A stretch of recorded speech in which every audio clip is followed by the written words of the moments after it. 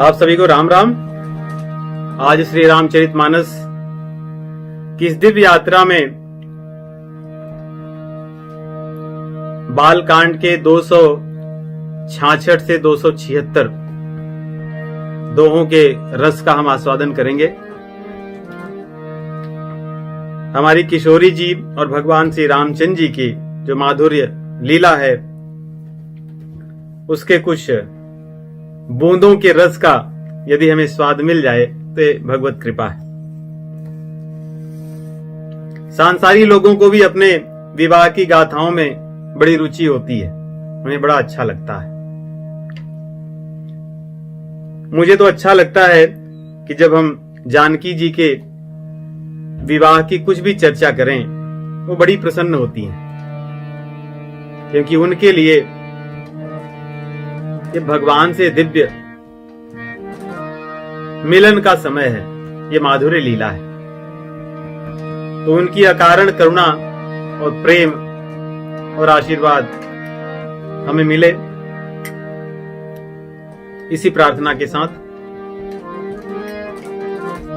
ओम श्री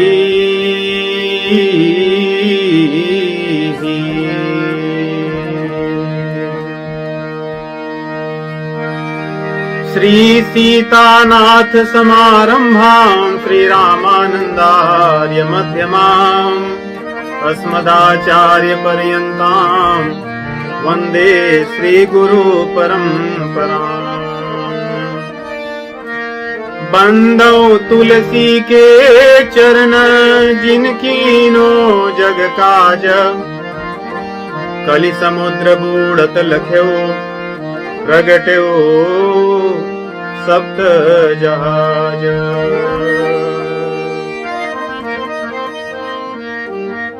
राजा दशरथ के राजकुमार,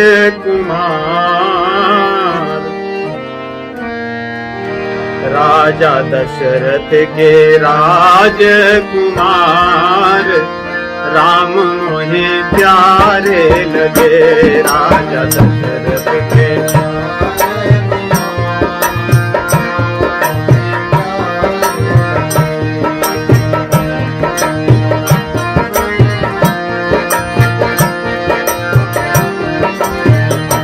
राजा दशरथ के राजकुमार,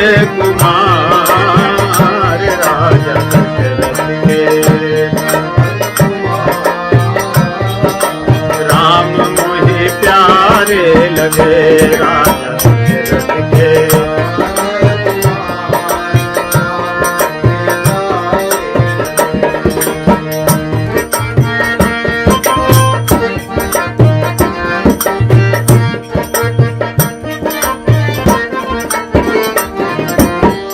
सीताराम जय सीताराम,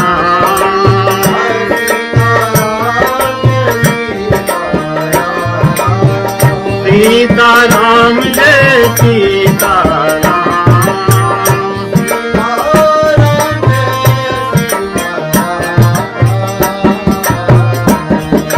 सीता के भरतार, सीता के भरतार राम मुझे प्यारे लगे।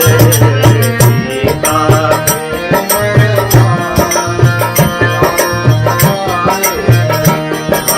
सीता के भरतार राम मुझे प्यारे लगे।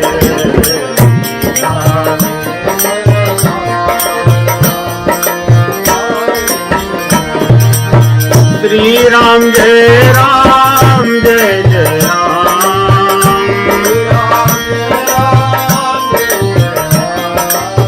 श्री राम जय राम जय जय राम।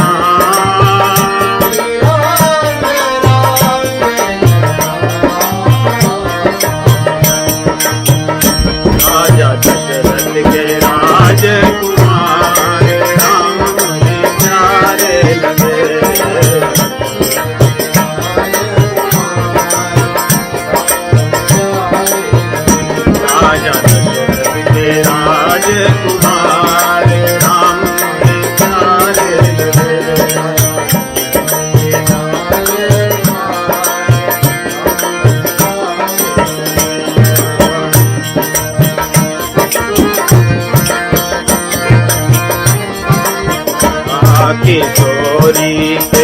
भरतार, किशोरी के भरतार राम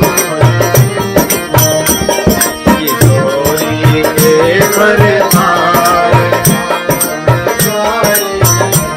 किशोरी के भरतार राम मुझे प्यारे लगे।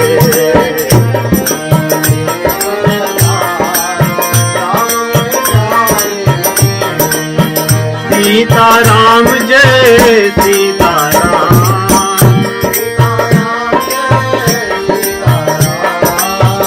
सीताराम जय सीताराम,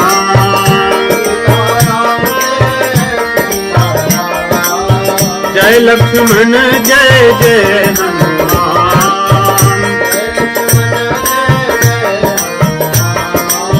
मेरी आँखों के तारे राम,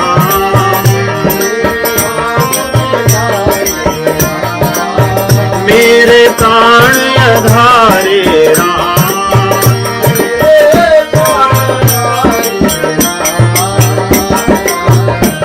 किशोरी के भरतार राम मुझे प्यारे लगे। किशोरी के भरतार, किशोरी के भरतार राम मुझे प्यारे लगे। किशोरी के भरतार,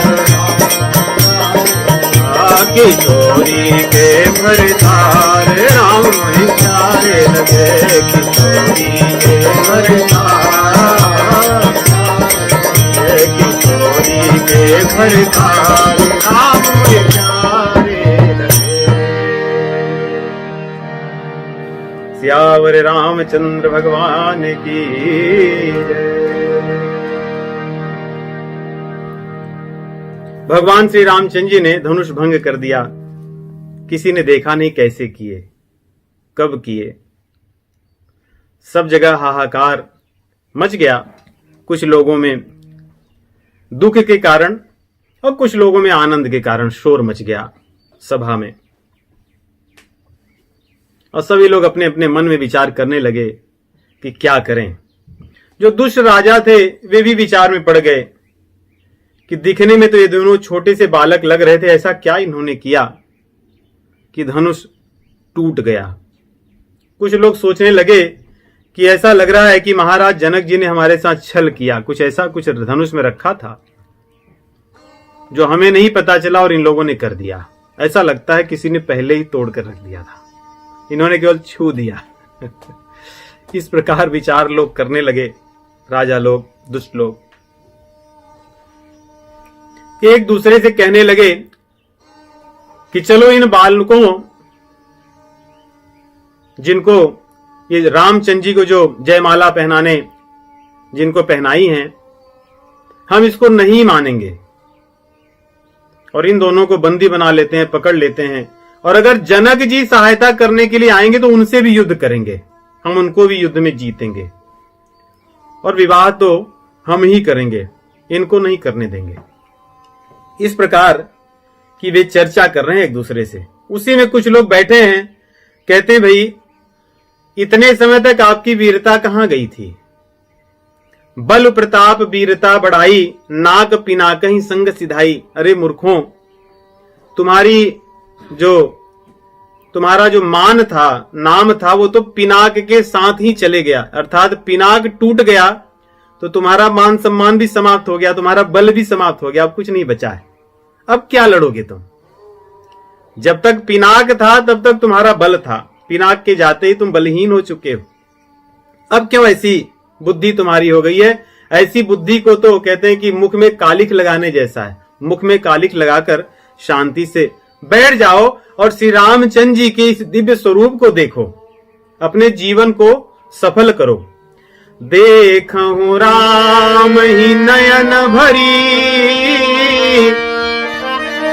तजीर खा मधुकोह, लखन रोष पावक प्रबल, जानि सलभ जनि हो।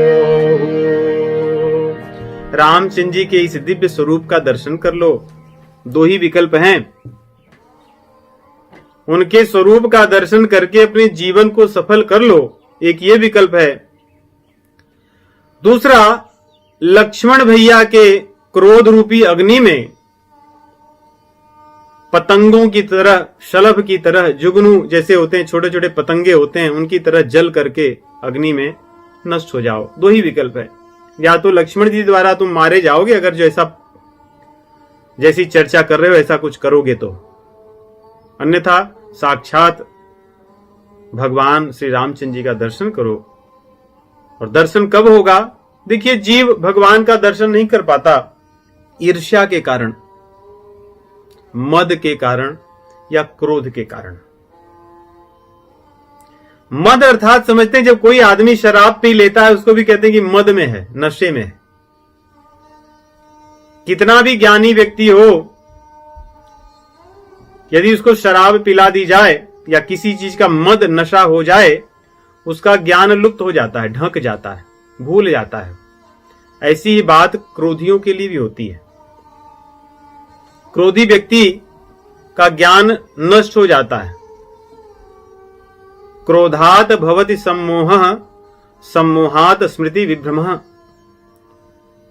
क्रोध से सम्मोह हो जाता है और उससे स्मृति नष्ट हो जाती है, आदमी भूल जाता है, उसको कुछ याद नहीं रहता।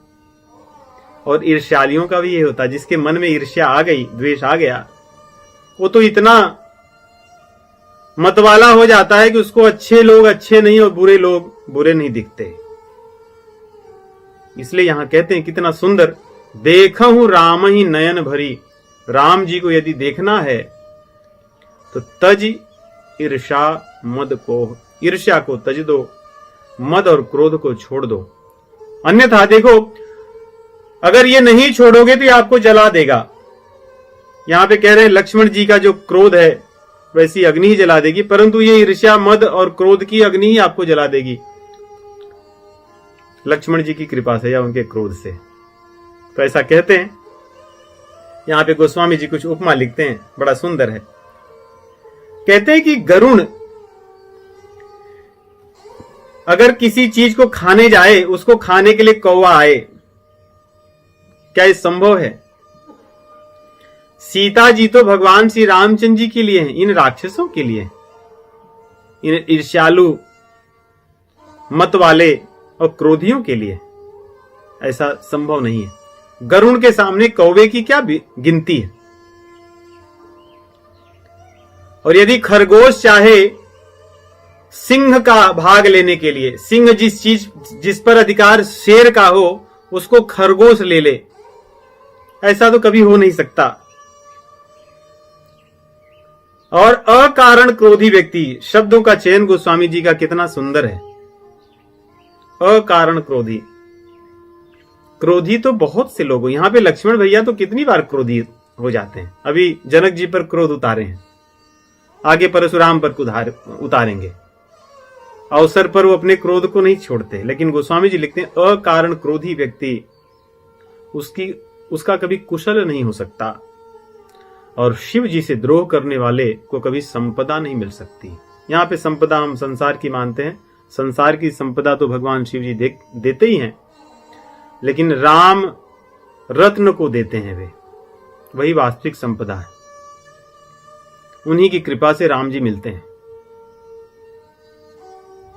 इसलिए कई स्थानों पर आया है, जेहि पर कृपा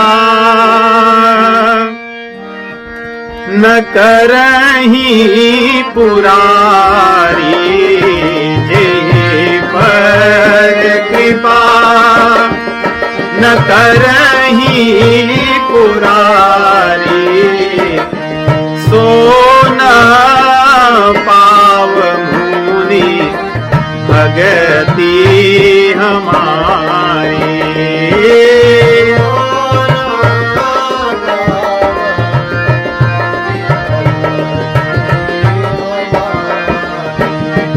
कौन पा सकता है धन को भगवान शिव जी की कृपा के बिना? या तो संसार का धन हो या भगवान का धन हो, भगवान रूपी धन उन्हीं की कृपा से मिलता है, उन्हीं के हाथ में है सब। इसीलिए तो भव हैं और उनकी पत्नी भवानी। तो यहां पे गोस्वामी जी लिखते हैं, उसी प्रकार लोभी लोलुप व्यक्ति कीर्ति को नहीं पा सकता, क्योंकि कीर्ति को प्राप्त करने के लिए तो त्याग की आवश्यकता है और वैराग्य की आवश्यकता है। क्या लोभी और लोलुप व्यक्ति त्यागी और वैरागी हो सकते हैं? असंभव है। जो संसार को छोड़ देता है उसी की कीर्ति होती है। जो संसार को पाना चाहता है वो कभी कीर्ति नहीं प्राप्त कर सकता। इसीलिए हमारे उपनिषदों में भी कहा है, तेन त्यक्तेन भुंजीता, इस संसार को त्याग कर उसका उपभोग करो। सोचिए, तेन त्यक्तेन भुंजीता, उसका उपभोग करो, लेकिन कह रहे हैं त्याग कर। सुनने में तो विपरीत लगती है, लेकिन इस संसार को वास्तव में त्याग कर ही इसका उपभोग करना चाहिए, इसको अपना न मानकर। अंतहि तो ही तजेंगे पामर, अंतहि तो ही तजेंगे, अंतहि तो ही तजेंगे पामर,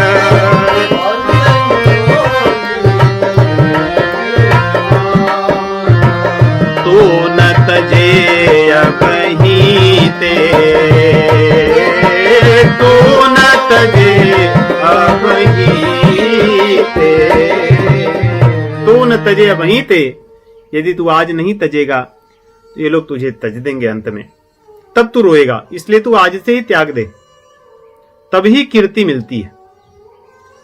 और सदैव कामनाओं के पीछे दौड़ने वाले व्यक्ति के जीवन में कलंक ही लगता है। आप संसार में जितने भी लोगों को देखोगे जो कामना पूर्ति के लिए जो भी कर्तव्य करते हैं, उनका जीवन सदैव कलंक में ही रहा है, क्योंकि कामना पूर्ति के लिए जीव को कहीं न कहीं अधर्म का ही आश्रय लेना पड़ता है। इसलिए गोस्वामी जी कहते हैं कि जो व्यक्ति हरि पद से विमुख है उसको कभी गति नहीं मिल सकती। उसी प्रकार सीता जी इन दुष्टों को थोड़े ही मिलेंगी, ये तो भगवान को मिलेंगी। सरिता घूम फिर कर कहीं से भी सिंधु में ही जाने वाली। सरिता जी में सागर मह जाही, वे भले उसकी यात्रा कहीं से भी हो। इसी प्रकार जानकी जी तो भगवान श्री रामचंद्र जी के साथ ही ब्याही जाएंगी, इन दुष्ट राक्षसों के साथ नहीं। परंतु जो राजा लोग थे वे बड़े उद्दंड पूर्वक विविध प्रकार की बातें करने लगे। पूरी सभा में भय व्याप्त हो गया। सखियां जो थीं जानकी जी को लिवाकर तुरंत वहां से चली गईं। ऐसा न हो कि इसमें से कोई अपहरण कर ले, क्या हो जाए, इसलिए वहां से वो चली गईं। कोलाहल सुनी सिय सखानी, सखी लवाई गई जहरानी। सभी लोगों के मन में चिंता हो गई। भगवान श्री रामचंद्र जी सोचते हुए गुरुवर के पास चले गए। गुरु जी पास में ही थे, उनके पास जाकर खड़े हो गए और सीता जी के स्नेह को अपने मन में सोचने लगे कि इनके मन में मेरे प्रति कितना प्रेम है। यदि मैंने विलंब की होती धनुष के भंग करने में तो शायद सीता जी के प्राण चले जाते। भगवान इन सब बातों का स्मरण कर रहे हैं और गुरु जी के पास खड़े हैं। रानियां सब सोच रही कि अब क्या भाग्य में लिखा है, क्या होने वाला है, कोई चीज ठीक ठाक नहीं हो रही है, क्या बात है। और राजाओं के वचन को सुनकर लक्ष्मण जी को क्रोध आ गया, परंतु मर्यादा में, क्रोध उनका सदैव मर्यादा में रहता है। यही क्रोध हितकर है, जिसको अपनी मर्यादा पता हो। क्रोध जब मर्यादा छोड़ दे तो विनाशकारी हो जाता है। क्रोधी व्यक्ति अपना और जिस पर क्रोध करता है उसका नाश करे न करे, लेकिन अपना तो कर लेता है। लेकिन क्रोध जब मर्यादा में हो और मर्यादा के लिए हो तब वो कल्याणकारी होता है। देखिए लक्ष्मण जी रामचंद्र जी की मर्यादा से ऐसे कुछ बोल नहीं रहे। भूप बचन सुनी हित उत कहीं, लखन राम डर बोली न सकहीं।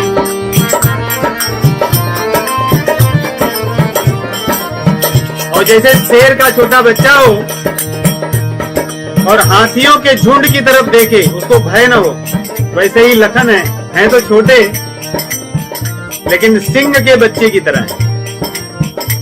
और एक राजा लोग बड़े भयंकर हैं, दिख रहे हैं हाथी की तरह, लेकिन ये कुछ नहीं कर सकते।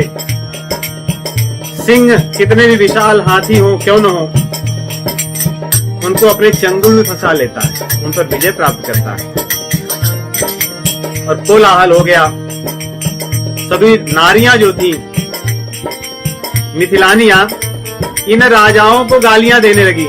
गालियां मतलब कि दुष्ट कैसे हैं, इनके पास शक्ति है नहीं, धनुष उठा सके नहीं, लेकिन इतने कामी हैं, इनको लाज नहीं है, पता नहीं कैसे राजा हैं ये। इस प्रकार विविध प्रकार के अपशब्द गालियां उनको देने लगी। और ये सब चल ही रहा था कि धनुष के भंग होने का पूरे ब्रह्मांड में जो ध्वनि गई थी, उस ध्वनि को सुनकर महेंद्र पर्वत पर तपस्या करते हुए परशुराम के कान के पर्दे हिल गए। वे भी वहां से उठे कि भाई ये आवाज आ कहां से रही है। ध्यान करके उन्होंने देखा तो लगा ये तो मेरे गुरुजी का धनुष था पिनाक, ये तो उसकी आवाज है और ये मिथिलापुर की तरफ से आ रही आवाज।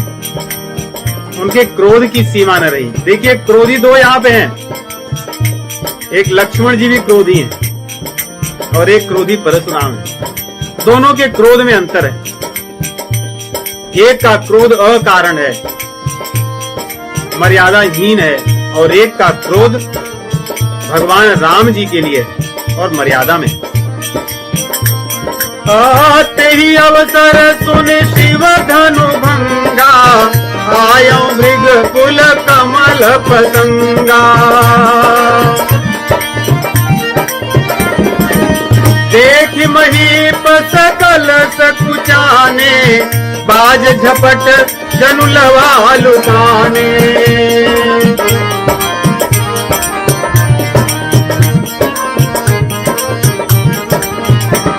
जैसे बाज को देखकर छोटे से लावा पक्षी होते हैं, गौरैया की तरह, छोटी छोटी चिड़ियों की तरह, बटेर, तीतर, लावा, बड़े छोटे छोटे पक्षी होते हैं जैसे गौरैया होती है। और यहाँ पे गोस्वामी जी लिखते हैं लावा इसलिए भी कि तीतर, बटेर, लावा, ये जो पक्षी होते हैं ना, हमेशा लड़ते रहते हैं। और इन लड़ने वालों में तीतर बड़े प्रसिद्ध हैं। वे, उनका दो ही काम होता है, सोते रहेंगे और सोकर जब उड़ जाएंगे तो खाते रहेंगे और लड़ते रहेंगे साथ में। इसलिए गोस्वामी जी चुनते भी ऐसे, कहते हैं कि लावा की तरह जो राजा थे वे डर गए, क्योंकि ये बैठे यहां लड़ ही रहे थे। और परशुराम जी बाज की तरह आए हैं। उनको देखते ही तो सबकी बोलती बंद हो गई एकदम। जो अभी तक कह रहे, सब शांत हो गया सभा, जिसको पिन ड्रॉप साइलेंस कहते हैं। किसी को समझ में आया कि ये आए कहां से, इनको बुलाया कौन यहाँ पे और किस लिए आए हैं। क्योंकि जिस नगर में गए ये पूरे क्षत्रियों के कुल को नष्ट कर दिए, तो यहाँ किस प्रयोजन से आए। उसमें से कुछ राजा प्रसन्न भी हुए मन में कि चलो अच्छा है, अब देखते हैं कि क्या होता है, अब कैसे विवाह होगा। जब ये आए और क्रोध में हैं, क्योंकि परशुराम जी अपने क्रोध के लिए प्रसिद्ध हैं। परशुराम जी, दुर्वासा हैं तो ऋषि, परंतु ये क्रोध में ही रहते हैं। उनको चौड़ी छाती और वृषभ की तरह उनका शरीर, धनुष बाण हाथ में लिए, फरसा भी साथ में है, कुठार, भौहें तनी हुई, क्रोध में आंखें लाल, आकर के सम्मुख खड़े हुए। पोशाक तो कितनी अच्छी नहीं, जनेऊ पहने हैं, मुनियों की तरह वेशभूषा है, लेकिन करनी कैसी है। तो कोई आदमी पोशाक से ही श्रेष्ठ हो जाए ऐसा नहीं है। हम देखते हैं संसार में लोग कितने सुंदर सुंदर कपड़े पहने चलते रहते हैं, लेकिन उनको पता नहीं कब किस बात पर क्रोध आ जाए। परशुराम जी का हाल यही है, देखने में कितने सुशील हैं, ब्राह्मण का वेश है, लेकिन करनी कैसी है कि क्रोध भी लज्जित हो जाए इनके सामने, ऐसी इनकी करनी है। गोस्वामी जी लिखते हैं, शांत वेश करनी कठिन, परन न जाई स्वरूप,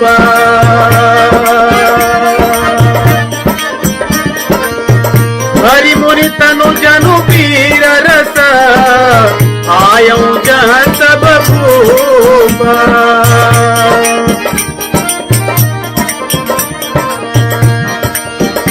वीर रस शरीर धारण कर वहां प्रकट हुआ, लेकिन ब्राह्मण का रूप धारण करके आया, जो कि मेल नहीं हो रहा है। सोचिए, शमो दमः तपः शौचम क्षांतिरार्जो मेव च, ज्ञान विज्ञान आस्तिकम, आस्तिकम ब्रह्म स्वभावजम। ये ब्राह्मण का स्वरूप है, लेकिन यहाँ पे वेश कैसा है और दिख कैसे रहे, वीर रस, कि सबको क्षण भर में नष्ट कर दें। अब सब लोग डर गए, सब राजा लोग आकर दंडवत प्रणाम करने लगे अपने पिताजी का नाम लेकर, इसलिए कि हो सकता है परशुराम जी को मेरे पिताजी का नाम याद हो कि अच्छा इनके पिताजी को मैंने मारा था या इनको दया करके छोड़ दिया था, चलो कोई बात नहीं, तुम लोग अच्छे लोग हो, तुम्हारे पिताजी अच्छे थे। इसलिए देखिए गोस्वामी जी लिखते हैं, पितु समेत कही कही निज नामा, लगे करन सब दंड प्रणामा, लगे करन सब दंड।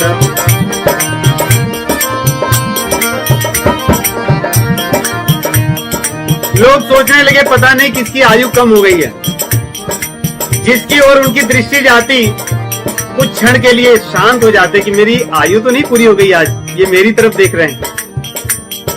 जेहि सुभाय चित वही तो जानी, तो जाने जनु आयु फुटानी। जनक बहोरी आई सिरुनावा, दिय बोलाई प्रणाम करावा। जनक जी दौड़ कर आए, प्रणाम किए और सीता जी को बुलाकर प्रणाम करवा दिए। सीता जी को देख करके उन्होंने कहा, अखंड सौभाग्यवती हुआ। महाराज जनक जी बोले, ठीक है, अच्छी बात है, अब राम जी के ऊपर से कुछ नहीं करेंगे। और तुरंत विश्वामित्र जी आते हैं। अब सोचिए, विश्वामित्र जी इनके पिताजी के मामा हैं। ये कौशिक की बहन कौशिकी के पति ऋचिक मुनि, तो ऋचिक मुनि और कौशिकी के पुत्र जमदग्नि, और जमदग्नि के बेटे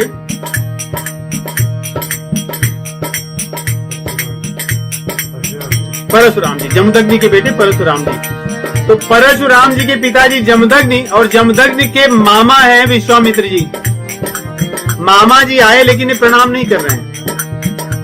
क्रोध क्या न करा दे व्यक्ति को, अहंकार क्या न कराए कि पिताजी के मामा के सामने भी खूंट की तरह आदमी खड़ा है सब, और अपनी प्रशंसा अपने मुख से कर रहा है। यहां देखिए, और आकर के उन्होंने विश्वामित्र जी ने राम लक्ष्मण जी को परिचय कराया और वो लोग प्रणाम करते हैं। विश्वामित्र मिले पुनियाई, पद सरोज मेले दो भाई। परिचय कराए, राम लखन दशरथ के ढोटा, दीन असीस देखी भल जोटा। भगवान का स्वरूप ही ऐसा है, कोई क्रोधी क्यों न हो, मंत्रमुग्ध हो जाता है। उनको देख करके आशीर्वाद दिए। विश्वामित्र जी ने कहा, ये दशरथ जी के दोनों ढोटा हैं, दोनों पुत्र हैं।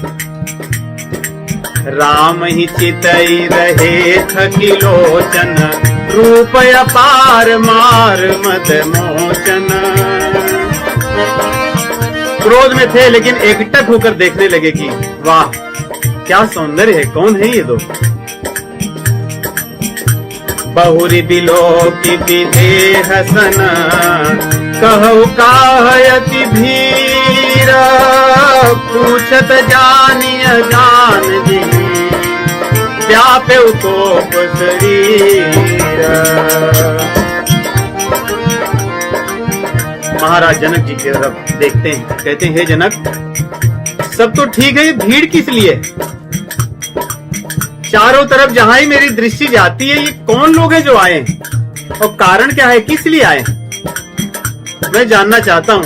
ऐसा कहते ही उनके शरीर में फिर से क्रोध छा गया। महाराज जनक जी ने सारी बातें बताई।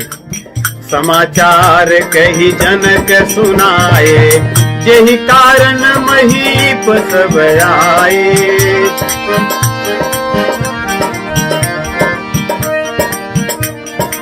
बोले चलो ठीक है। ऐसा कहते ही उन्होंने दृश्य यहाँ वहां दौड़ा ही रहे थे कि रंग मंच पर देखा कि धनुष बगल में टूटा पड़ा हुआ है। ये तो मेरे गुरुजी का धनुष है पिनाक। बोले ठीक है, अच्छी बात है, स्वयंवर के लिए बुलाए थे, लेकिन ये धनुष कौन तोड़ा? इसको तोड़ने की क्या आवश्यकता थी? उठा लेते, उठाकर रख देते। एक तो तुमने प्रतिज्ञा ऐसी की कि धनुष जो तोड़ेगा उसके साथ विवाह, ये क्या है? बिटिया ने यदि धनुष उठाकर एक स्थान से दूसरे स्थान पर रख दिया था, तुम भी वही कहते कि भाई जो धनुष उठा लेगा। धनुष तोड़ने की प्रतिज्ञा, और तुम्हारी प्रतिज्ञा का मान कौन रखा, वो कौन है? बड़े क्रोध में थे। अतिरिस बोले वचन कठोरा, कहु जनक जड़ धनुष कई तोरा। कहु जड़ जनक धनुष कई तोरा। हे मूर्ख जनक, कौन धनुष तोड़ा? महाराज जनक जी शांत थे, कुछ बोल नहीं रहे थे भय से। उनका क्रोध और बढ़ गया। बोले कि यदि तुम नहीं बोलोगे तो तुम्हारे राज्य की भूमि को मैं पलट दूंगा, भूकंप आपके राज्य में ले आऊंगा, सब तहस नहस कर दूंगा। कि दिखाऊं मूढ़ न तयाजो, उलटाऊं मही जहां लगी तव राजो। जहां तक तुम्हारा राज है मैं इस भूमि को पलट दूंगा, यहाँ पर कुछ शेष नहीं बचेगा। देखिए कैसा क्रोध। सब लोग शांत हो गए, कोई नहीं कह रहा है। सब लोग मन मन पश्चाताप कर रहे हैं कि महाराज जनक जी को क्या पड़ी थी कि ऐसी प्रतिज्ञा लेते। इनकी प्रतिज्ञा में आरंभ से ही कष्ट है, और धनुष टूट गया, काम बन गया, फिर भी कष्ट है। इनको क्या था? ये सब चल ही रहा था कि माता सीता जी के मन में बड़ा संताप होने लगा, भय होने लगा, शोक होने लगा। भृगुपति कर सुभाव सुनि सीता, भृगुपति कर सुभाव सुनि सीता, अरधनि नेख कलप समबीता।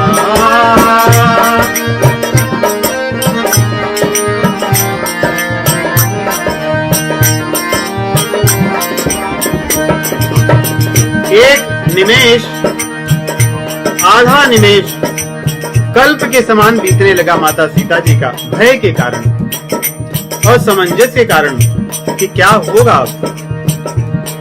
भगवान श्री रामचंद्र जी सीता माता जी के दुख को कभी नहीं सह पाते।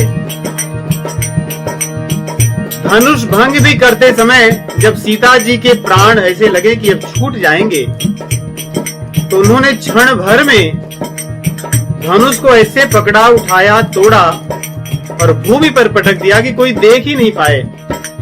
यहाँ पर भी अब तक सब शांत थे, कोई कुछ नहीं कह रहा था, लेकिन जैसे ही भगवान माता सीता जी के हृदय के भाव को देखते हैं, इनकी व्याकुलता अब असहनीय है, तो तुरंत देखिए क्या करते हैं। सभय बिलो के लोग सब जानी जान की धीरू, हृदयन हर्ष विषाद कछु बोले श्री रघुवीर। भगवान राम जी आगे बढ़ते हैं और बोलते हैं कि अगर अब मैं नहीं बोलूंगा तो जानकी जी अब असहनीय इस दुख को नहीं सह पाएंगी। भगवान राम जी कितनी मधुर वाणी में बोलते हैं, यही तो उनकी विशेषता है। कहते हैं ना, कोई शत्रु भी क्यों न हो, राम जी के वचन को सुनकर उनसे मोहित हो जाता है। बैरी हूं राम बड़ाई करही, बैरी भी राम जी की बड़ाई करता है। भगवान राम जी देखिए क्या कहते हैं, नाथ, पहला शब्द क्या कह रहे हैं, नाथ। क्रोधियों को यही तो चाहिए, क्रोधियों की प्रशंसा कीजिए। नाथ शंभुधन भंजनी हारा, शंभुधन भंजनी हारा, होई केहू एक दास तुम्हारा।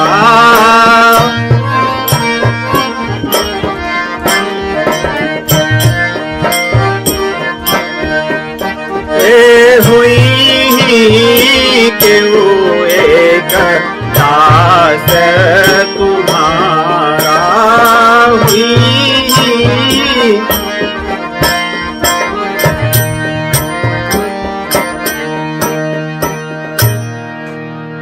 यही भगवान श्री रामचंद्र जी की विशेषता है, यही वो हमें सिखाते हैं, इसीलिए उन्हें मर्यादा पुरुषोत्तम कहते हैं। इसीलिए कहते हैं कि धरा पर जब तक रामायण कही जाएगी और सुनी जाएगी, तब तक इस धरा पर सभ्यता जीवित रहेगी किसी न किसी रूप में। भगवान श्री रामचंद्र जी के एक एक शब्द माप तौल कर निकलते हैं, जीव के कल्याण के लिए निकलते हैं। सोचिए कितने क्रोध में परशुराम जी हैं, वो क्या बोल रहे होंगे, हम कल्पना कर सकते हैं। महाराज जनक जी जैसे व्यक्ति को कहते हैं कि रे जड़ जनक। सोचिए, जड़ जनक। विश्वामित्र जैसे मुनि को वो प्रणाम नहीं कर रहे हैं क्रोध में। भगवान उनको कहते हैं नाथ शंभुधन भंजनिहारा। नाथ और शंभुधन, शंभुधन मैं जानता हूं कि आपके गुरु का धनुष है, मैं स्वीकार करता हूं, आपको क्रोध आना स्वाभाविक है, लेकिन जो तोड़ने वाला होगा उसकी क्या क्षमता है, उसकी क्या योग्यता है, वो तो आपका दास होगा। किसी भी प्रकार वो आपके सम्मुख टिक नहीं सकता। हो ही कोई एक दास तुम्हारा, आपके दास तो अनेक हैं, ऐसा नहीं कि एक ही है। आप तो जहां दृष्टि आपकी पड़ती है, आपके दास ही हो जाते हैं लोग जो नहीं होंगे। नहीं, परशुराम जी की दृष्टि जहां पड़े, जो दास नहीं होगा वो भी दास ही बन जाएगा, दासता स्वीकार कर लेगा। इसलिए कह रहे हैं कि सर्वत्र आपके दास ही दास हैं, उसी में से कोई एक होगा। वो तो कुछ आपका कर नहीं सकता, आप तो महान हैं। इसलिए आप क्रोध को त्याग दीजिए। अब सोचिए, यहां कह रहे हैं अगर कोई दास हो तो सेवकाई करे, कि दास हो तो ऐसा काम करे कि क्रोध आए। परशुराम जी भी कम नहीं है, कहते हैं, कह रहे तू कह रहा है कोई दास होगा, दास होके ऐसा काम कर दिया जो शत्रु करता है, और सामने आकर बोल नहीं रहा है कब से मेरा क्रोध इतना बढ़ा चला जा रहा है। दास को तो सामने आके गिर पड़ना चाहिए था कि भाई मैं हूं, मैंने तोड़ा है। कहां है वो दास? और तुम इतने बड़े ज्ञानी हो गए कि तुम्हें पता है, तो तुम क्यों नहीं बोल रहे हो कि कौन है? नाम तो बताओ। कह रहे हैं यहां कि सेवक सो जो करे सेवकाई, अरि करनी कर करी लड़ाई। शत्रु की तरह काम कर रहा है वो मेरा सेवक। कौन है वो? कह रहे हैं कोई भी हो, जिसने भी तोड़ा है सहस्त्रबाहु के समान वो मेरा शत्रु है। सहस्त्रबाहु वही है जो क्षत्रिय था, कार्तिकेय अर्जुन, जिसके पास हजारों हाथ थे, वरदान से उसने पाया था, परंतु उसका दुरुपयोग करने लगा और फिर परशुराम जी ही उसको मारते हैं। उसके हजारों जो हाथ थे उसको काटते हैं, क्योंकि उनके पिताजी की जो कामधेनु थी उसको वो जबरदस्ती बलपूर्वक उठा ले गया था और वध भी कर दिया था कामधेनु के लिए। तो कह रहे हैं जैसे मैंने सहस्त्रबाहु को मारा, और सहस्त्रबाहु को ही नहीं मारा, उसके मारने के बाद मैंने स्वयं 21 पीढ़ियां क्षत्रियों की नष्ट कर दी। तो हो सकता है आज से मेरा वो क्रम फिर शुरू हो कि आज मैं मारूंगा तो सही और फिर वो क्रम चलता रहे मेरा। सोचिए, इन्होंने वो सब करके इस पृथ्वी को जीतने के बाद इस पृथ्वी को दान कर दिया था कश्यप मुनि को कि मैं आपको दान करता हूं, आप इसका संचालन कीजिए। अब मैं यहां नहीं आऊंगा क्योंकि दान दे देने पर वस्तु हमारी नहीं रह जाती, तो इसलिए वो यहां आने के भी अधिकारी नहीं है, परंतु यहां आके फिर से लड़ रहे हैं और कह रहे हैं मैं सहस्त्रबाहु की तरफ फिर से आरंभ करूंगा, मारूंगा और फिर पता नहीं क्या क्या होगा। इस प्रकार कह रहे हैं। कहते हैं कि नहीं तो एक काम करो, इतने सारे राजाओं में से जो भी वो व्यक्ति है उसको बिलगा दो, इसको अलग कर दो, अलग करके मेरे सामने खड़ा कर दो, अन्यथा सारे लोग मारे जाएंगे। जिनका अपराध होगा वो भी, और नहीं अपराध होगा तो भी मैं मारूंगा। क्रोधियों का यही काम है।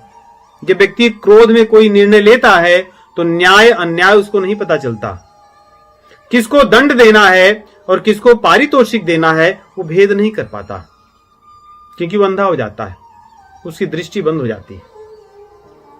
यहां पे सोचिए, कह रहे हैं एक धनुष के कारण चाहे जो अगर नहीं सामने आया तो मैं सबको मार दूंगा, वो भी किसकी तरह, जैसे मैंने सहस्त्रबाहु को बिना विचार के मार दिया था और मेरा कुछ नहीं कर पाया और मैं उतने तक नहीं रुका आगे और मैं सबको मारता रहा। तो इस प्रकार कह रहे हैं। अब भैया लक्ष्मण जी से नहीं रुका गया, वो थोड़े मुस्कुराए इसलिए कि कितने बड़े ज्ञानी हैं आप, सहस्त्रबाहु का आप मार करके अपनी बड़ाई मान रहे हैं। इस धरा पर कितने सहस्त्रबाहु जैसे तो हम लोग ऐसे ही खेलते रहते हैं, और आप इतने बड़े ज्ञानी कि बार बार कह रहे हो कि मैं ये कर दूंगा, मैं वो कर दूंगा। लक्ष्मण भैया थोड़े मुस्कुराए। कैसे मुस्कुराए? जैसे अपमान में कोई मुस्कुराता है किसी को अपमानित करके कि वाह आप बड़े महान हो, मैं जानता हूं। सुनी मुनि बचन लखन मुस्काने, बोले परसु धरहि अपमाने। जानबूझ करके अपमान करते हुए बोल रहे हैं लक्ष्मण जी। देखिए कितना अंतर है। नहीं, राम जी इनका सम्मान कर रहे हैं और लक्ष्मण जी अपमान कर रहे हैं। एक जन जलती हुई आग में जल डाल रहे हैं और एक जन घी, दोनों का काम अलग है। कह रहे हैं घी डालते हुए आग में, अरे बहु धनु ही तोरी लरी खाई, कबहु नय सिरिस कीन्ह गोसाई।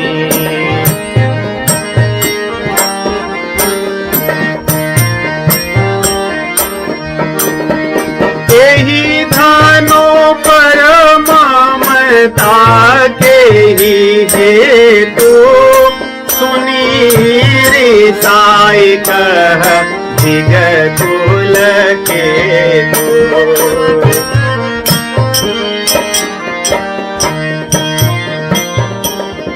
गोसाई शब्द का प्रयोग कर रहे हैं कि ऐसा लग रहा है कि आप गोस्वामी हैं वेशभूषा से, मतलब आपकी इंद्रियां आपके नियंत्रण में है। शमन दमन, यही तो ब्राह्मणों का स्वभाव है।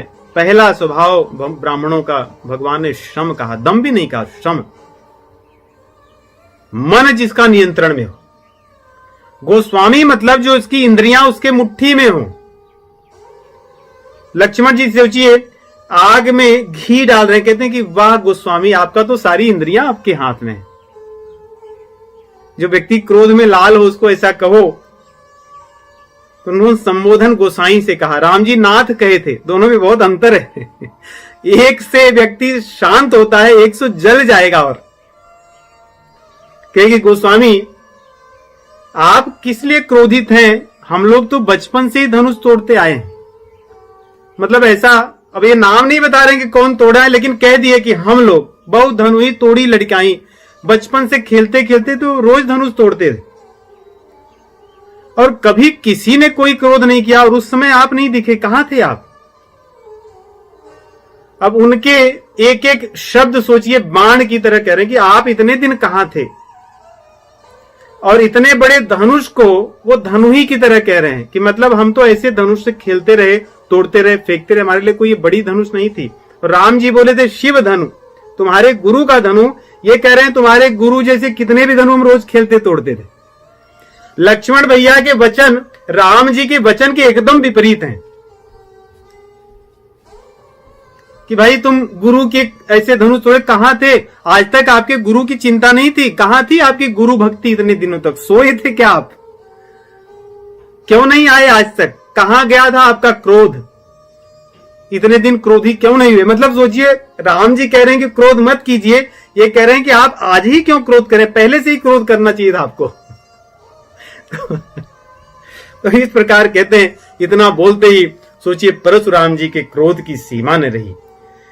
रे नृप बालक काल बस, बोलत तो ही न संभार, धनु ही सम त्रिपुरारी धनु, विदित सकल संसार।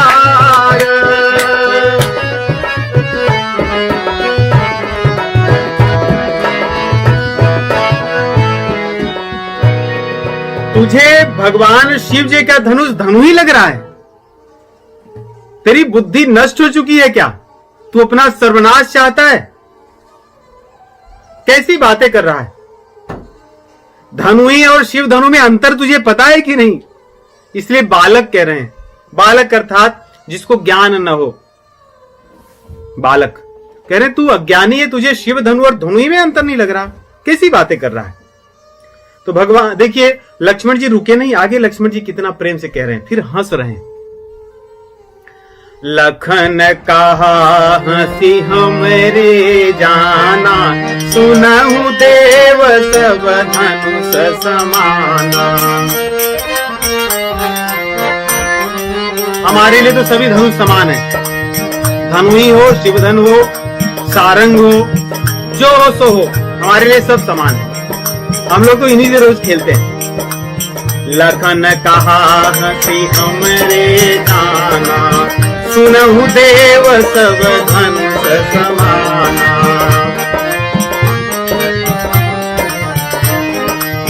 का क्षति लाभ जून धनु तोरे,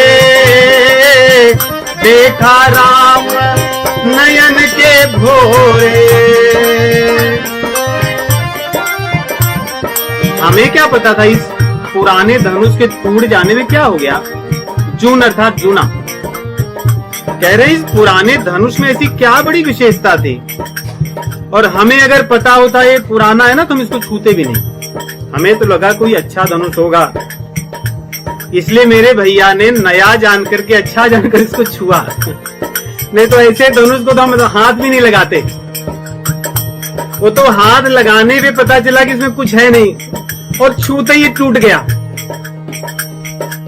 मतलब एक एक शब्द उनके ऐसे हैं कि जो व्यक्ति शांत हो उसको भी क्रोध दिला दे। छुअत टूट रघुपति ही न दोषु, मुनि बिनु काज करिय कत रोसु। मेरे भैया का इसमें कोई दोष नहीं है, इसलिए क्रोध मत करो। क्यों क्रोध कर रहे हो आप? क्या बात? अब परशुराम जी को लगा कि ये बालक समझेगा नहीं, इसलिए कह रहे हैं कि भाई देख रहा है मेरे कंधे पे क्या है? लक्ष्मण जी उधर नहीं देख रहे थे, बोले कंधे पे देख, इस कुठार को देख रहा है कि नहीं? इससे मैंने क्षत्रियों की खबर ली है, कई वंशों को नष्ट कर दिया। इसकी तरफ ध्यान दे। मैं तो अभी तक तुझे समझा रहा था, मुझे तुम मुनि मत समझ, मेरे वेशभूषा में मत जा। दिखने में मैं ऐसे हूं भले, मैं ब्रह्मचारी दिखता हूं, परंतु क्षत्रिय कुलों का मैं द्रोही हूं, क्षत्रिय कुल का नाश करने वाला हूं। अपना परिचय स्वयं दे रहे हैं। देखिए यही होता है, जब व्यक्ति क्रोधी होता है तो अपना परिचय देता है। कहते हैं कि कई बार मैंने इस धरती को क्षत्रियों से नष्ट कर दी है, क्षत्रिय विहीन कर दिया है। सहस्रबाहु का नाम सुने तो उसको मैंने ही मारा था। और मेरे फरसे को ध्यान से देख लो। इसलिए अगर अब संभलोगे नहीं तो तुम्हारे माता पिताजी रोएंगे, क्योंकि अब तुम्हें मैं मार दूंगा। मातु पिता ही जनि सोच बस, करसि महिष किशोर।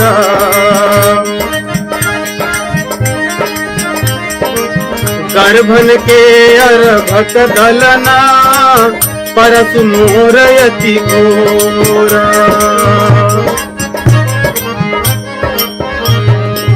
इस प्रकार अपना परिचय देते हैं, कहते हैं कि मैं तुम्हें मार दूंगा। और ये मेरा फरसा ऐसा है कि गर्भ के बालकों को भी ये मार सकता है। गर्भ के जो बालक हैं उनको भी ये मार सकता है। मतलब मैं इतना निष्ठुर हूं, मैं इतना कठोर हूं कि तुम तो 12 वर्ष के हो, तुम्हें मारने में मुझे कोई लज्जा नहीं आएगी। सोचिए, बालकों को कोई मारता है, बूढ़ों को कोई मारता है, स्त्रियों को कोई मारता है, जिसके हाथ में शस्त्र न हो कोई मारता है। परंतु ये मुनि है, श्रेष्ठ मुनि है परशुराम। आज ये यहां तक कह रहे हैं कि मैं गर्भ के बालकों को भी मार सकता हूं, ये मेरी विशेषता है। तो इस प्रकार जब कहते हैं तो भैया लक्ष्मण जी फिर से हंसते हैं, फिर से उनके क्रोध को थोड़ा और आगे ले जाते हैं। बिहसी लखन बोले मृदु बानी, अहो मुनीश महाभट मानी। जय हो मुनीश आपकी, आप तो श्रेष्ठ मुनि हैं। मुझे नहीं पता था कि आप इतने बड़े योद्धा भी हैं। अच्छा हुआ आपके मुख से आपके बारे में जान गया, मैं अज्ञान था अब तक। पुनि पुनि मोहि देखावत उठारो, चहत उड़ावन के बहारो। जय हो आपकी। आप इस फरसे से कुछ कर लेंगे क्या इन रघुवंशियों का? क्या फूंक कर कोई पहाड़ उड़ा सकता है क्या? फूंक कर पहाड़ नहीं उड़ाए जाते।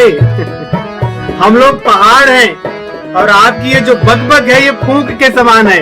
ऐसे फरसे कुछ नहीं कर सकते हमारा।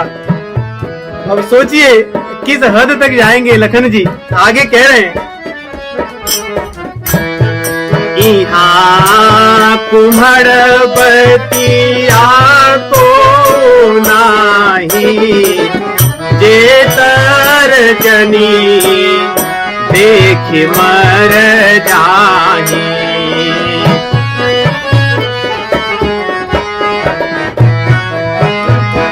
यहाँ पे कोई कुम्हड़ बतिया नहीं है। जो कुम्हड़ा होता है ना, कुम्हड़ा, जिसको जैसे तुमड़ी होती है वैसे कुम्हड़ा होता है बड़ा, जिसको पंपकिन कहते हैं अंग्रेजी में। कहते हैं कि पंपकिन के जब छोटे बतिया आती है, अर्थात जब छोटा सा पंपकिन होता है 3-4 दिन का, उसको अगर तर्जनी उंगली से दिखाओ कि देखो एक यहाँ पे है एक यहाँ पे है, तो उसको सूख जाता है 2-4 दिन में, तो वो बढ़ता नहीं। इसलिए तर्जनी नहीं दिखाते, ऐसे कहते हैं ऐसे, ये देखो एक यहाँ पर है ऐसे। तो लक्ष्मण जी कह रहे हैं कि हम लोग कुंवड़ बतिया नहीं है कि आप ऐसे बोल दोगे और हम डर कर चले जाएंगे। हम लोग रघुवंशी लोग हैं। आगे देखिए कितनी अच्छी बात कहते हैं। कहते हैं कि आपकी पोशाक को देखकर, आपकी वेशभूषा को देखकर मैं सम्मान कर रहा हूं, क्योंकि हमारे माता पिता ने हमें संस्कार दिए हैं, हमारे कुल से हमें संस्कार मिला है। उस संस्कार में सिखाया गया है कि ब्राह्मण वेश में कोई हो तो उसका सम्मान करना, उसकी बात का बुरा न मानना। इसलिए आपके साथ मैं हंसकर बात कर रहा हूं।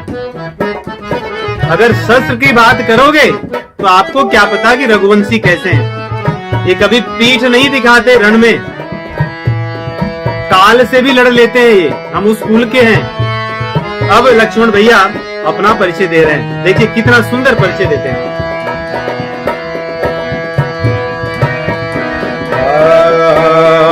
भृग सूत समूझे जनेऊ बिलो की, जो कछु कहूं सहूं रे सरो की। आपकी जनेऊ को देखकर मैं अपने क्रोध को शांत किया हूं और आपकी बात को सह रहा हूं। ये जनेऊ न होती और ब्राह्मण का वेश नहीं होता तो आपको मैं बताता कि मैं कौन हूं। लक्ष्मण जी कह रहे हैं हमारे कुल की परंपरा क्या है। देखिए कह रहे हैं ब्राह्मणों पर, गायों पर, देवताओं पर और भगवान के भक्तों पर हम कभी कुछ नहीं करते। हम उनके मार को सह लेते हैं, लेकिन उनकी बात का हम जवाब नहीं देते, उनको कष्ट नहीं देते। ये मेरी मर्यादा है।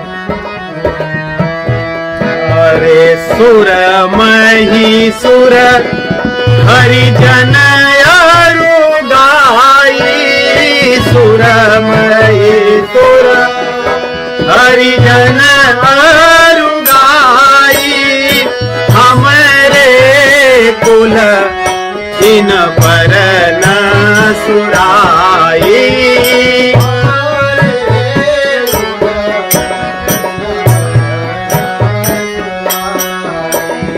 बधे पाप अपकीरत तिहारे, बधे पाप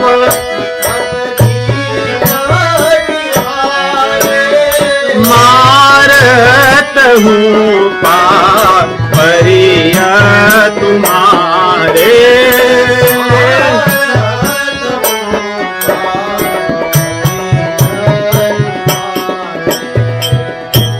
बहुत श्रेष्ठ बात भैया लक्ष्मण जी कहते हैं, यही गुरु का लक्षण है। देखिए गुरु होता है डांटकर शिक्षा देता है, अपमानित कर कर शिक्षा देता है, परंतु शिक्षा देता है और कैसे देता है, अपने उदाहरण से देता है। इसलिए भैया लक्ष्मण जी कह रहे हैं कि हमरे कुल, मतलब मैं जिस कुल का हूं, वे गुरु तत्व हैं। गुरु जीता है उस बात को। कह रहे हैं कि हम ब्राह्मणों पर हाथ नहीं उठाते, गौओं पर हाथ नहीं उठाते, भगवान के भक्तों पर हाथ नहीं उठाते, देवताओं का अपमान उन पर हाथ नहीं उठाते, क्योंकि यदि इनको हम हरा दें तो भी हम पर अपयश लगेगा और इनका वध कर दें तो पाप ही पाप है। इसलिए हम लोग जब हमारे सामने लड़ने के लिए आते हैं तो हम इनके पैर पकड़ लेते हैं कि आप जीत गए, आप क्यों युद्ध करते हैं, हमसे युद्ध मत कीजिए, ये बात बताते हैं। ऐसा कह करके सुनि सरोस भृगुवंश मणि, बोले गिरा गंभीर। अब गंभीर वाणी कह रहे हैं भृगुपति परशुराम जी। कहते हैं कि भाई ये कौन है कलंक भानुवंश में। रघुपति की बात कर रहा है, रघुवंश की, तो भानुवंश में कौन है कलंक जो निरंकुश होकर के और मूर्खों की तरह मुझसे बात कर रहा है। ये मंद बालक कौन है। मैं इसको चाहूं तो इसको अभी मार सकता हूं, क्षण भर में ये मारा जाएगा मेरे हाथ से, परंतु मैं जानबूझकर ऐसा नहीं कह रहा हूं। तो लक्ष्मण जी यहां कह रहे हैं लखन कहेऊ मुनि सुजस तुम्हारा, तुम ही अछत को बर नहीं पारा। हे महाराज, हे मुनि, आप अपने यश को इतना क्यों कह रहे हैं। आपने कह दिया, मैं सुन गया, और आपके यश को बाकी और कौन इतना जानेंगे। इसलिए मैं समझ सकता हूं, हो सकता है इस कारण आप बहुत बोल रहे हैं, क्योंकि आप नहीं बताओगे तो आपके बारे में और कौन जान सकता है, क्योंकि आपका यश ही इतना बड़ा है, इतना लंबा है। लेकिन अपने मुह तुम आपनी करनी, बार अनेक भांति बहुबरनी। नहीं संतोषत पुनि कछ कहू, जनि रिस रोकि दुसह दुख सहू। मैं समझ रहा हूं कि आपने कहा तो बहुत सारा यश अपना, हो सकता है कि कुछ बच गया हो तो कह दो। क्रोध शांत करके और अपने यश को रोक कर मत रखो, आपके मन में बाद में पीड़ा होगी कि ये भी कह दिया होता, ये भी कह दिया होता। इसलिए कह दो जो बचा हो, कुछ चिंता मत करो, क्योंकि अभी इनका मन थोड़ा शांत हुआ है ना, या क्रोध शांत हुआ है। कहते हैं जो वीर लोग होते हैं वे आपकी तरह गाल नहीं बजाते, वे युद्ध करते हैं और उनको थोड़ी सी ललकार रहे हैं। इस प्रकार जब वो कहते हैं तो उनके वचन को सुन करके, सुनत लखन के वचन कठोरा, परसु सुधारी धरे कर घोरा।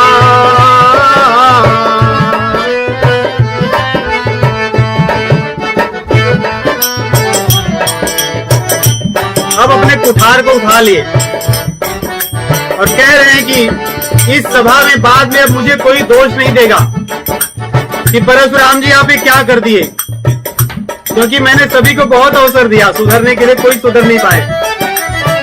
अब जनि दे दोष मोहि लोगो, कटुबादी बालक बध जोगो।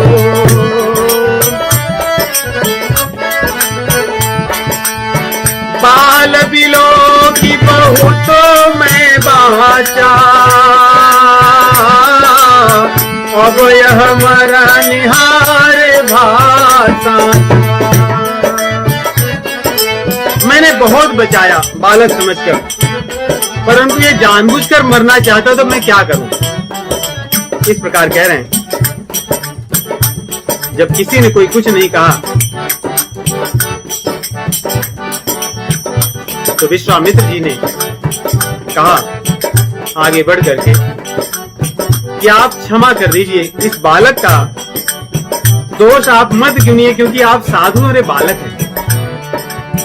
क्षमा बड़न को चाहिए, छोटन को उत्पात।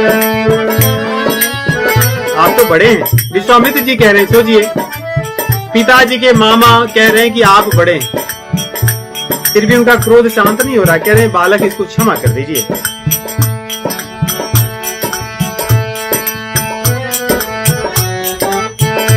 जब उन्होंने कहा तो बड़े क्रोधी हो गए। क्रोधी होकर के बोलते नहीं, ये मेरा गुरु द्रोही है, मेरे सामने जो खड़ा है इसने मेरे गुरु के धनुष को तोड़ा है। और यह सुन जब उन्होंने ऐसे कहा तो यहाँ पे विश्वामित्र जी हंस करके कहते हैं, गाधि सुन हृदय हसी, मुनि हरि हरि सोजा।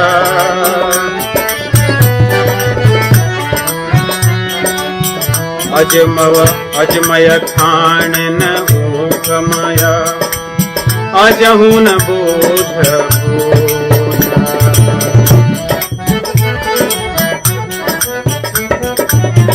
अजगव खंड ऊखमय, अजहु न बोझ। दादी सुनने अर्थात विश्वामित्र जी मन में सोचने लगे कि मुनि को सब जगह हरा हरा ही लग रहा है। हरियरी ऐसे होता है ना कि सब मेरे ही अनुसार चलेगा, सब जगह हरा हरा ही उनको लग रहा है कि सब मेरे वश में ही है। यहाँ पे इस दोहे का दूसरी पंक्ति में अजमय खान न ऊखमय, अजहु न बूझ अहोश, इसके दो प्रकार के दोहे के अर्थ हैं। अजमय खान न ऊखमय, बूझ अबूझन, अजहु न बूझ अबूझ। अर्थात ऊख होती है जिससे खाण निकलती, खाण अर्थात जिसे चीनी बनती है उसके पहले का भाग, या गुड़ के पहले जो खाण होती है जो थोड़ी गीली होती है, जिसको राब भी कहते हैं कहीं कहीं।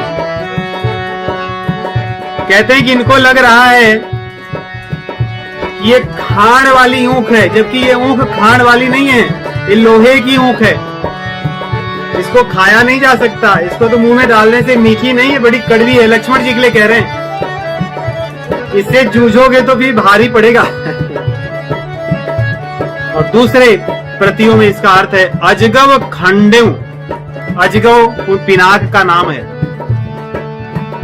पिनाक के दो नाम थे, अजगव और पिनाक। खंड ऊखमय, जैसे ऊख अर्थात गन्ने को कोई तोड़ देता है, कहते हैं उसी प्रकार पिनाक को जो खंडित कर दिया, उसके बल को आपको समझ में नहीं आ रहा है वो कौन है सामने। आप इतने मूर्ख हो गए हो, मन में कह रहे हैं, जोर से नहीं कह रहे हैं। जोर से कहते तो लक्ष्मण जी को छोड़कर उनके ही सामने चले जाते हैं। तो विश्वामित्र जी मन में ऐसा सोच रहे हैं और आगे लक्ष्मण जी आगे करके कहते हैं, लक्ष्मण जी कह रहे हैं कि हे मुनि, आपके शील को तो पूरा संसार जानता है, हम सब जानते हैं। आपने माता पिता के ऋण को तो चुका दिया, गुरु का ऋण बचा था नहीं। परशुराम जी ने अपनी माँ का भी वध कर दिया था पिताजी के कहने में। तो पिता की आज्ञा का पालन करके माता जी के से ऋण हो गए और फिर जीवित माँ को, मृत माँ को जीवित कर दिया, है ना। पिताजी ने पूछा कि पुत्र क्या चाहिए, बोले माता जी को जीवित कीजिए। तो माँ जीवित हो गई। सोचिए, जो मरी हुई माँ को जीवित कर दे तो माता जी के ऋण से भी मुक्त हो गया। तो लक्ष्मण जी कह रहे हैं कि मैं जानता हूं कि आप माता पिता से ऋण हो गए हो, केवल एक गुरु जी बचे हैं तुम्हारे, उनसे ऋण होना बाकी था, आज अवसर मिला है, कर लो। और उनसे ऋण होना मतलब मेरा वध कर दो। और एक बात है मुनि, बोले क्या, बोले गुरु जी के ऋण से ऋण होने में आपको बहुत समय बीत गया, आपने गलती कर दी, पहले ही ऋण होना था, इसलिए उस ऋण का ब्याज भी बहुत बढ़ गया होगा। इसलिए आज ब्याज सहित आप ऋण चुका दो गुरु जी का अपने। व्यवहारिया कहते हैं, बोलचाल व्यापारियों की भाषा में व्यवहारिया, व्यवहारिया मतलब जो आढ़तिया होते हैं, जो ब्याज वगैरह का काम करते हैं, लेखा जोखा करते हैं, कहते हैं आज आप व्यवहारिया को बुला लाइए, उससे पूछिए कि गुरुजी के ऋण का कितना सब ब्याज वगैरह हुआ है, और मैं थैली अपना खोलता हूं, उसमें से आपके ऋण को चुकाता हूं। अर्थात आज हमारा आपका फिर युद्ध हो, अपनी शक्ति का प्रदर्शन कीजिए, और हम भी रघुवंशी हैं, हम देखते हैं क्या है। लक्ष्मण जी की बात एकदम अलग है।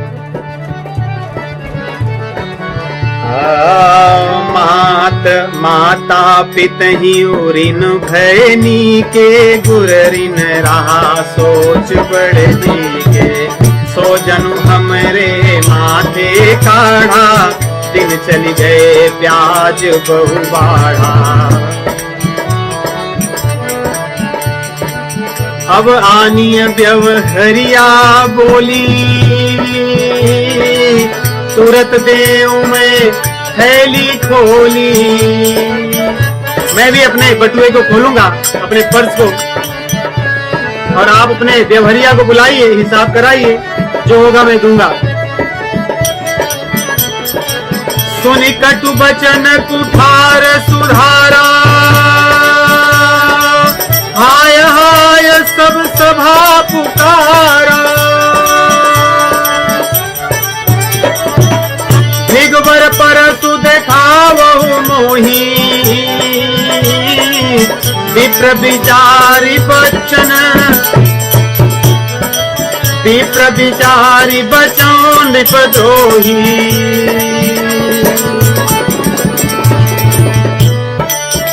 इस प्रकार लक्ष्मण जी ने उनको कहा। भगवान श्री रामचंद्र जी संकेत करते हैं भैया लक्ष्मण को कि लक्ष्मण पर्याप्त हो गया, आपने बहुत कुछ कहा, अब जाने दीजिए। अनुचित कही सब लोग पुकारे, सभा में हाहाकार मच गया कि अब तो कुछ नहीं हो सकता। परशुराम जी को इस हद तक लक्ष्मण जी ने ऐसी बात कह दी, हाहाकार हो गया कि अब क्या होगा किसको नहीं पता। हाहाकार मचा और लक्ष्मण भगवान श्री रामचंद्र जी संकेत करते हैं नयन से कि लखन अब छोड़ दो। अनुचित कही सब लोग पुकारे, रघुपति नयन ही लखन निवारे।